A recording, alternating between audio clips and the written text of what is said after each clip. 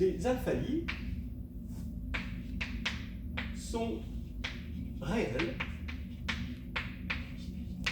et il y en a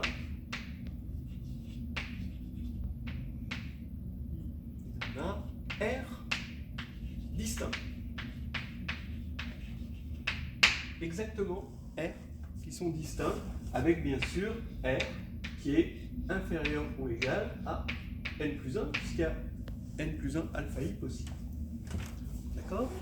Alors cette fois-ci, on va toujours avoir que cette forme est une forme linéaire, symétrique, positive, mais on voit qu'elle ne va pas être définie.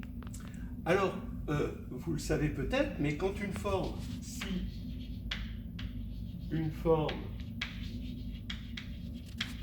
linéaire, symétrique et positive, son noyau,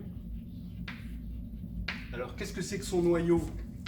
Son noyau, c'est l'ensemble des P tels que PQ égale 0, quel que soit Q dans E, est égal à l'ensemble des P tels que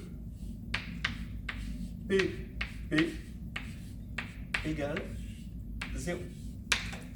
Voilà, donc ça, c'est un truc connu.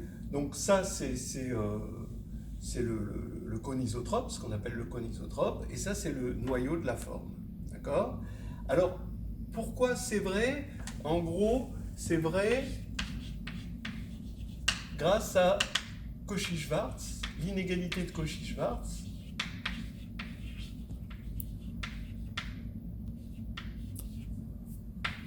Voilà, parce qu'on se sert du fait que c'est une forme positive, et donc on peut utiliser Cauchy-Schwarz, et on va avoir que par Cauchy-Schwarz, PQ au carré, qui est positif puisque c'est un carré, est inférieur à P fois Q. Alors, dans un sens, ceci, ce sera toujours inclus là-dedans, il suffit de poser P égale Q là-dedans, mais pour montrer que si l'on a ça égale 0, alors on a ça égale 0 quel que soit Q, alors vous voyez que si ça c'est nul, alors lui va être coincé entre 0 et 0, et donc lui va être nul, donc on va être là-dedans. Donc pour connaître le noyau, c'est ça. Alors ici, maintenant, qu'est-ce que c'est que le noyau? Maintenant on peut se ramener à ça. Maintenant, si on a P est égal à 0, si et seulement si somme des P alpha i carré, alors maintenant il y a une multiplicité, d'accord?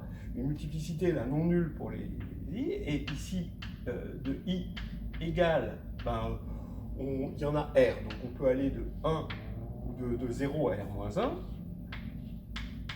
d'accord? Ils arrivent avec multiplicité, hein, est égal à 0. Donc si et seulement si, quel que soit i de 0 à r-1, ben, P de alpha i égale 0. Alors là, on ne peut plus avoir l'argument de tout à l'heure, mais en revanche, je peux avoir encore un peu de place ici.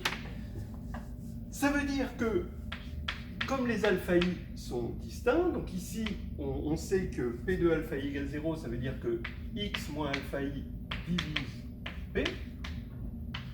Pour tous les i avec alpha i, i de 1 de 0 à r-1.